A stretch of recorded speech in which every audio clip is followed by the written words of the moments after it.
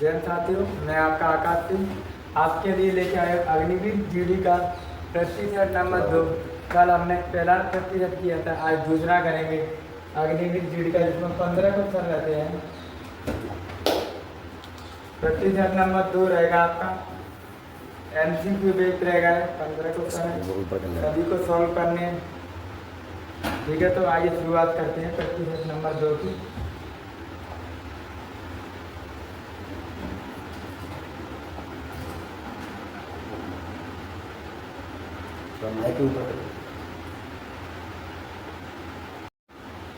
चलो साथियों, तो करते हैं क्वेश्चन को स्टार्ट।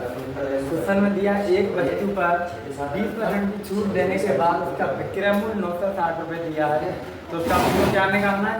अंकित मूल्य निकालना है। तो चलो स्टार्ट करते हैं। कोई चीज़ 100 रुपये की, जब 20 की छूट देंगे तो कितने की हो जाएगी? 80 रुपये की। तो 80% की वैल्यू कितनी दी गई यहाँ पर? 960। 960 अपन 80 करेंगे इंटू 100 करेंगे। 0 से 0 जाएगा, 8 से 12 बार जाएगा।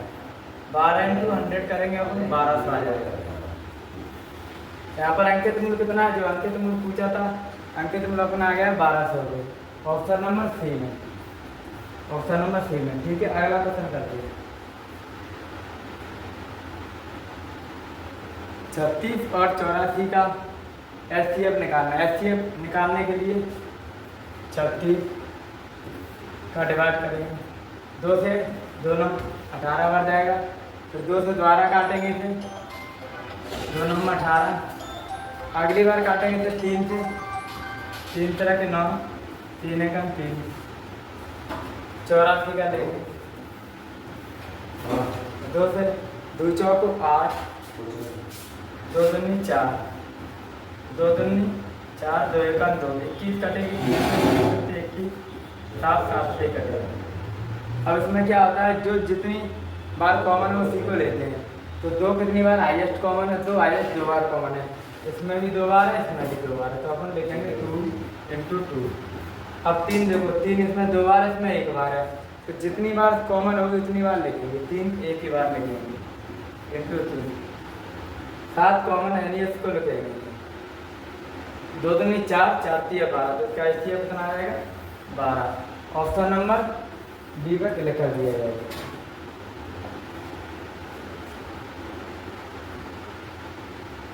एक वस्तु 1200 रुपये में खरीदकर 15% लाभ पर बेची गई है।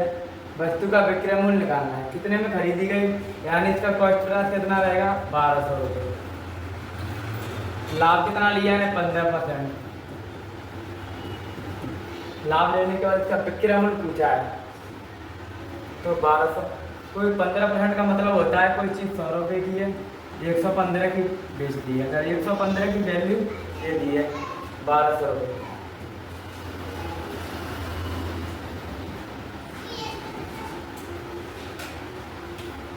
ये कटेगा 5 से,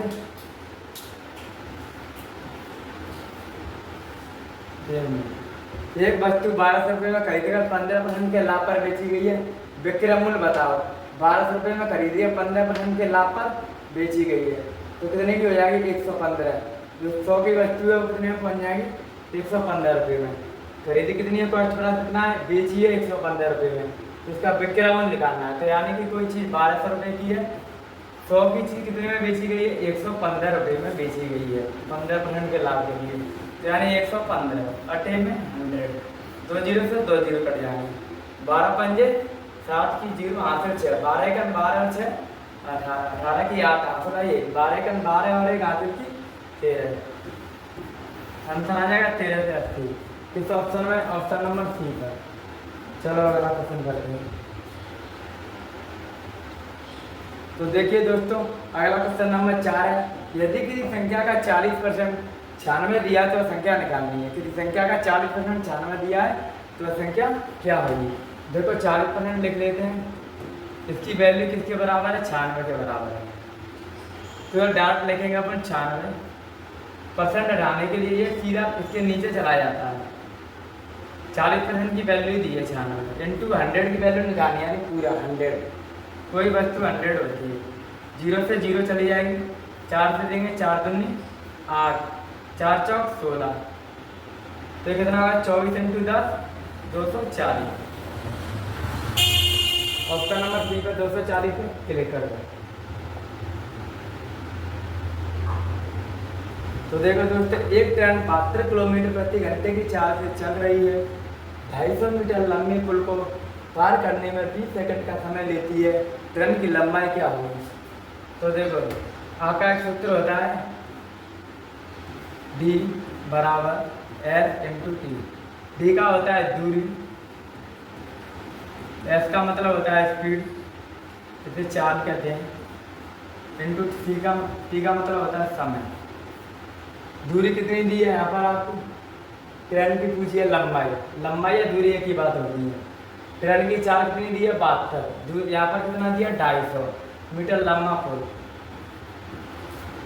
प्लस ट्रेन की दूरी बराबर ट्रेन की चाल कितनी है? 72। इसे मीटर प्रति सेकंड में बदलने के लिए किसका गुणा करेंगे? 5/18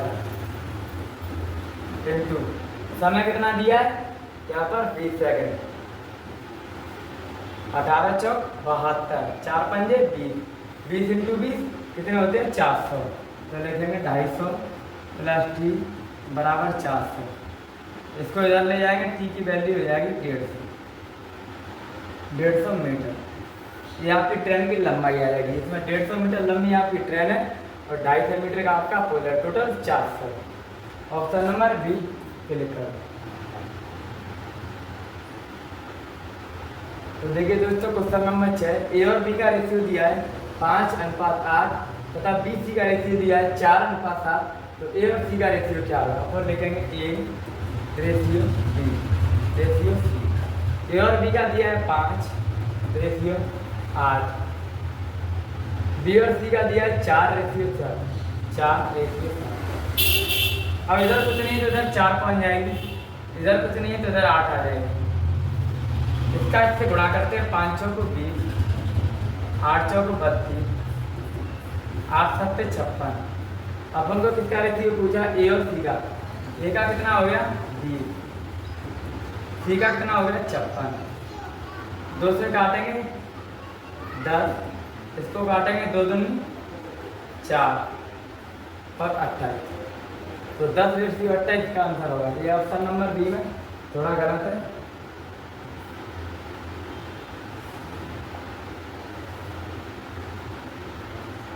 एक रीजनिंग का क्वेश्चन है बीच में, इसमें देखते हैं। इसमें दिया है 3 5 3 8 15 24 35। आगे क्या आएगा? कितने का गैप है? 3 और 8 में कितने का गैप है दोस्तों? 5 का गैप है। 8 और 15 इसमें 7 का गैप है। 15 24 9 का गैप है। 24 और 35 में 11 का गैप है। तो देख लो 5 7 9 11, यानी कि विषम संख्या का लॉजिक चल रहा है। तो किसका लॉजिक चल रहा है? विषम संख्या। अगली संख्या क्या होगी? 13 है। तो 35 में 13 ऐड करेंगे, 5 3 8, 1 3 और 1 4 48। कौन सा ऑप्शन हो जाएगा दोस्तों? ऑप्शन नंबर सी हो जाएगा इसका आंसर।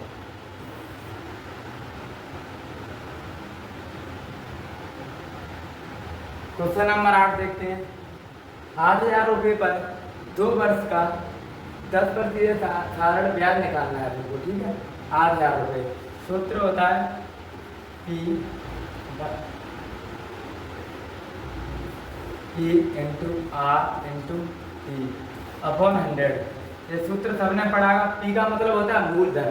तो मूलधन अपने पास कितना है? 8,000 रुपये।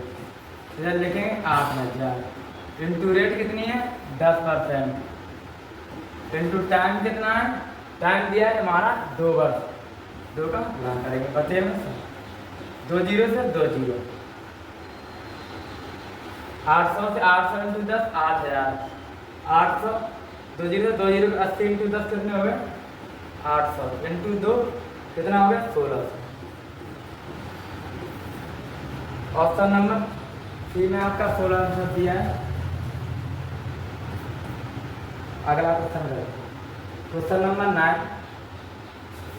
किसी आयत की लंबाई 18 सेंटीमीटर है, आयत की चौड़ाई 12 सेंटीमीटर है, तो उसका विकर्ण क्या होगा? आयत के विकर्ण निकालने का सूत्र आपको पता होगा, लंबाई का वर्ग चौड़ाई का वर्ग अंडरूट के अंदर होता है। तो लंबाई कितना है? 18, 18 का वर्ग प्लस 18 का वर्ग आ गया, 12 का वर्ग अंडरूट वर्ग। 18 का होता है 324, 12 का 144, इनको जोड़ेंगे 4 4 8, 4 2 6, 3 1 4, 468। ये 468 किसके करीब होगा? 22 के वर्ग के करीब होगा। किसके करीब होगा? 22 का 484 होता है, तो 22 के लगभग करीब आएगा। तो इसका उत्तर कौन सा हो जाएगा? ऑप्शन नंबर बी, 22 सेंटीमीटर इसका आंसर हो जाएगा। ठीक है दोस्तों,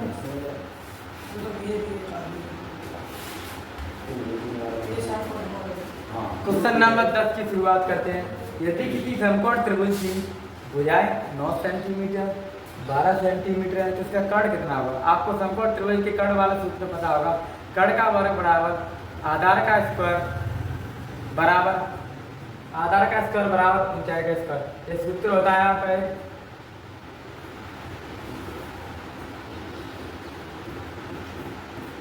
पाइथागोरस प्रमेय कहते हैं। कर्ण का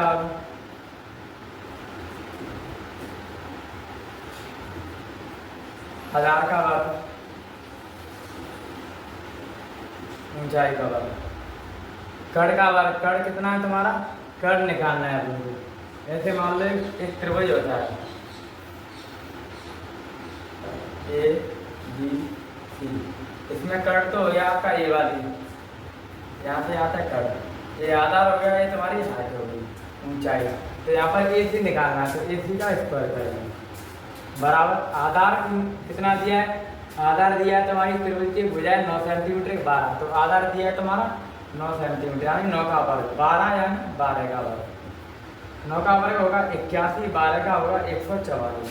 इन दोनों दोनों 4 और 1 5, 4 8 12, 1 1 2। इसी का मतलब कितना है? 225। 33 स्क्वायर की वैल्यू कितनी आ गई? 225। अब इसका ये यहाँ से हटके इसके ऊपर चला जाएगा, तो ए सी बराबर 225 अंडरूट। ए सी का मान क्या है? 225, इसका बराबर 15 है, तो इसका आंसर आ जाएगा 15 सेंटीमीटर। ट्रिपलेट भी होती है 9 12 15, यदि किसी को याद होता है ट्रिपलेट होती है 9 12 15। दो संख्या का एलसीएम 180 है तथा एचसीएफ 12 है। यदि एक संख्या 36 है तो दूसरी संख्या क्या होगी? तो एक सूत्र होता है, दोनों संख्याओं का गुणनफल बराबर एचसीएम इंटू एलसीएम। तो दोनों संख्या गुणनफल संख्या हमारी एक ए है, एक इंटू बी है, बराबर एलसीएम इंटू एचसीएम। तो पहली संख्या का गुणनफल क्या दिया है इसमें? एक संख्या दिया है, यानी एक ही वैल्यू दी है यहाँ पर 36, इंटू बी का मान दिया नहीं। एलसीएम कितना दिया आपका? एलसीएम दिया 180, इंटू एचसीएफ दिया 12, 12 दिया 36, 3 से इधर काटेंगे, 3 छक्के 18, तो बी की वैल्यू कितनी आ गई? 7। बी का मान कितना है दोस्तों? 7 है। दूसरी संख्या कितनी हो जाएगी तुम्हारी? दूसरी संख्या का मान हो जाएगा 7।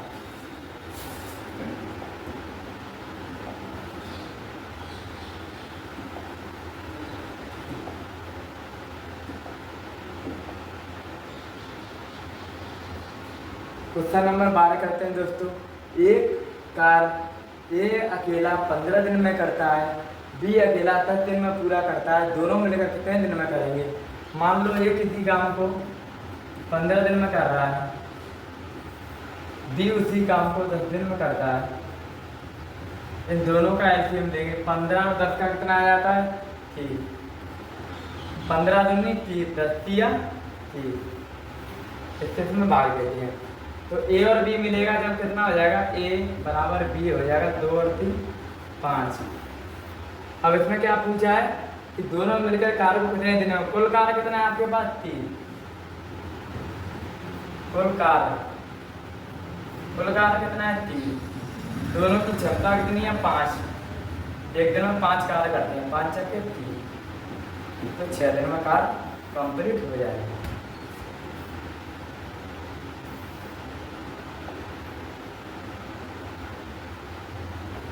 क्वेश्चन नंबर 13 देखते हैं दोस्तों। यदि किसी वृत्त की त्रिज्या 7 सेंटीमीटर है तो उसका क्षेत्रफल क्या होगा। वृत्त की त्रिज्या दी है, उसका क्षेत्रफल निकालना है। वृत्त का क्षेत्रफल क्या होता है पाई आर स्क्वायर, आपको सूत्र याद होगा पाई आर स्क्वायर। त्रिज्या क्या होती है इसमें से आर की वैल्यू अपने पास 7 दी रखी है। चलो करते हैं। पाई का मान क्या है 22/7, सबको पता है। आर की वैल्यू क्या है 7, कितनी बार लिखेंगे 2 बार, एक साथ से एक साथ कट के 22 × 7, 7 दूनी 14 की 4 हासिल 7 दूनी 14 और एक हासिल के 15, कितना होगा 154 सेंटीमीटर। किस ऑप्शन में, ऑप्शन नंबर बी में। क्षेत्रफल है इसीलिए स्क्वायर लगाते हैं।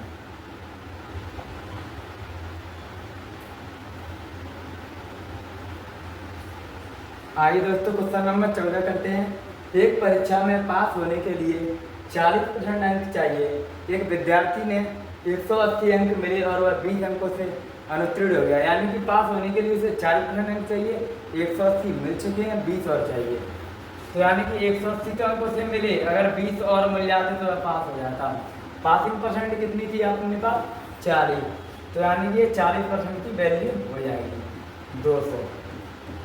किसकी वैल्यू हो जाएगी 40% की। तो 40% लाएंगे 200 के बटे में, क्योंकि ये 200 का मान ही 40% है। तो उसका कितना क्या निकालना है, कितने टोटल निकालना है, कुल अंक कितने हैं, यानी कुल का मतलब होता है 100, यानी 100 का इसमें गुणा कर दो, एक जीरो से एक जीरो पे 4 पंजे 20, 5 × 100 500, यानी कि छात्र का कुल पेपर कितने नंबर का था 500 number. Option number B.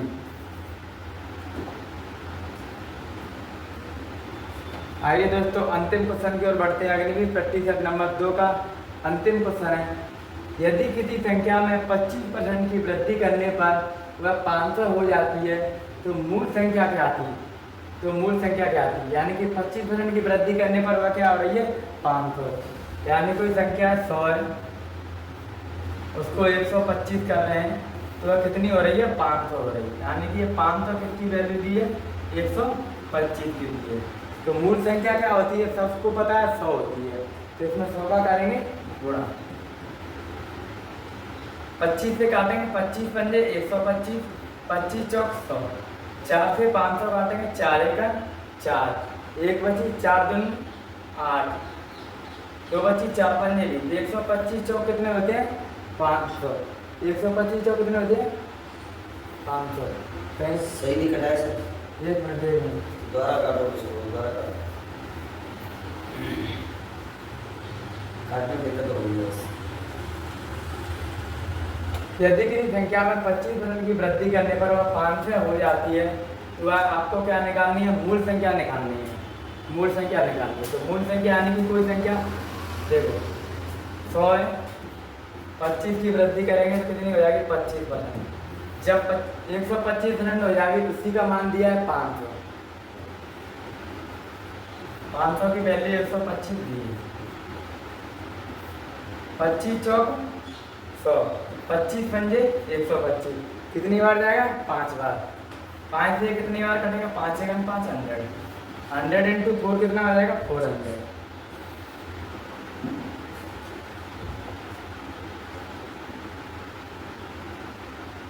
Jain साथियों आपका प्रैक्टिस नंबर 2 कंप्लीट हो गया है। तो हमारे चम्बल डिफेंस एकेडमी के यूट्यूब चैनल को सब्सक्राइब करना, बेल आइकन दबाना। मेरा प्रैक्टिस नंबर 2 हो गया है, हमारी टीम के द्वारा 7वीं संध्या का प्रैक्टिस करा दिया है। तो लीजिए हमारे प्रैक्टिस नंबर 2 कंप्लीट हो चुका है। जय साथियों, राधे राधे, चलती है।